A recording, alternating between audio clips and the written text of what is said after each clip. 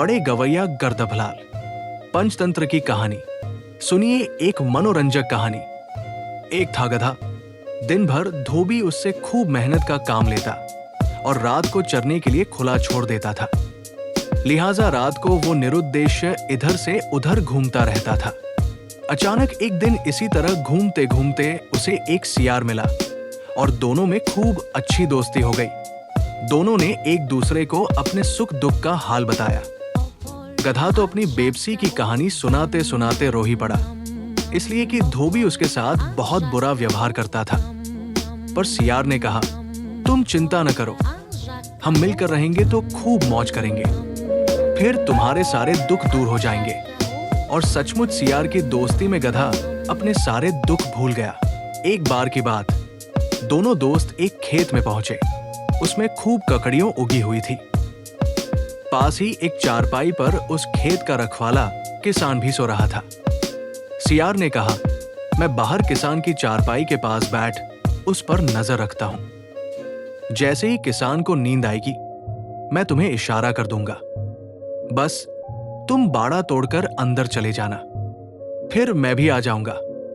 दोनों जी भर ककड़ियां खाएंगे। यही हुआ। जैसे ही किसान सोया, सियार ने गधे को इशारा कर दिया। पहले गधा बाड़ तोड़कर अंदर घुसा, फिर पीछे पीछे सियार भी आ गया। दोनों ने खूब ककड़ियां खाई और जमकर मौज ली। सुबह होने से पहले ही वे खेत से भाग निकले। सुबह किसान उठा तो उसे समझ में नहीं आया कि इतनी चौकसी के बावजूद रात में ये ककड़ियां कौन खा गया। अब तो गधे और सियार का ये रोज का ही क्रम बन गया। यूं ही एक एक कर कई दिन निकल गए। दोनों दोस्तों के दिन खूब मस्ती से बीत रहे थे। उधर किसान हैरान था। वो बार बार यही सोचता था कि मैं तो रात भर रखवाली करता हूं, पता नहीं कब बाड़े का दरवाजा तोड़कर कोई पशु अंदर घुस जाता है। वो ताक में रहने लगा कि अब कोई पशु पकड़ में आए तो वो उसे हरगिज नहीं छोड़ेगा। एक दिन की बात, उस दिन खूब खिला खिला मौसम था। बढ़िया चांदनी रात थी और ठंडी ठंडी हवा चल रही थी। सियार ने उसी तरह बाहर बैठकर किसान की निगरानी की। जब वो सोया तो उसने गधे को इशारा कर दिया। गधा झट बाड़ तोड़कर अंदर आ गया, पीछे पीछे सियार भी। दोनों ने खूब छक्कर ककड़ियां खाई। तभी अचानक गधे के मन में एक विचार आया। आह, कैसी सुंदर चांदनी चारों तरफ बिखरी हुई है। धरती पर जैसे किसी ने उजली उजली चादर बिछा दी हो। मंद मंद हवा चल रही है। चारों ओर कितनी शांति, कितनी शीतलता है। वो सियार से बोला, मित्र, ऐसे बढ़िया मौसम में मेरा तो गाना गाने का मन कर रहा है। सियार ने कहा, ना भाई ना, ऐसा मत करना। अगर तुम्हारा गाना सुनकर किसान उठ गया तो हम दोनों की हड्डिपसली एक कर देगा। वैसे भी तुम कोई गायक तो हो नहीं, क्यों खामखा ये मुसीबत मोल लेते हो? क्या कहा, मैं गायक नहीं हूं? सियार की बात सुनकर गधे को बहुत गुस्सा आया।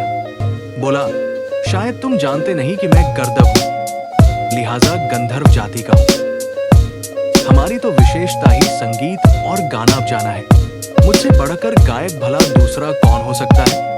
तुम भी लगता है मेरी महान प्रतिभा और गायन कला से परिचित नहीं हो। अब तो मैं जरूर गाऊंगा। सियार घबराकर बोला, अच्छा मामा, तुम गायक हो, बहुत बड़े गायक हो। मैं मान गया, पर जरा मौका तो देखो। बाहर से किसान लाठी लेकर दौड़ा तो, नहीं नहीं, अब तो तुमने मुझे चुनौती दे दी है।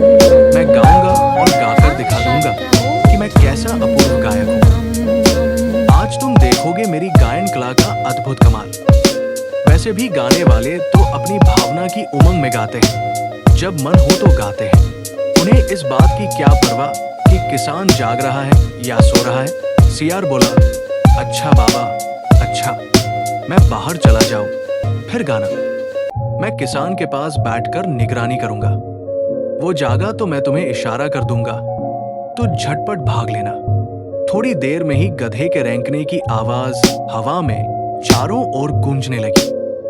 किसान जो बगल में ही सो रहा था, हड़बड़ाकर उठा और लाठी लेकर दौड़ पड़ा। वो धीरे से बड़बड़ा रहा था, आज नहीं छोड़ूंगा बच्चू, अब मैं समझ गया। रोज रोज मेरी ककड़ियां कौन खाता है? इतने में सियार ने भी गधे को सावधान कर दिया। बोला, अरे ओ गायक मामा जी, सुनो, तुम्हारे बेसुरे गाने से संगीत के देवता भगवान नटराज कुद्ध हो गए हैं। लिहाजा जान बचाना चाहते हो तो झटपट भागो, वरना। पर खेत के मालिक लाठी लेकर पील पड़े और गधे महाराज की हड्डी पसली एक कर। गधा बोला, मिला, उस दुष्ट ने मेरी हड्डी एक कर दी। ये लोग क्या जाने गायन और संगीत की महान कला। इन बेवकूफ लोगों के आगे तो गाना ऐसे ही है जैसे भैंस के आगे बीन बजाना। चलो, फिर भी मैंने बढ़िया रियाज तो कर ही लिया। सियार बोला, हाँ मामा, सो तो है। और सियार हंसते हंसते और गधा लंगड़ाते ओ करता वहां से दौड़ते पड़ते भागा।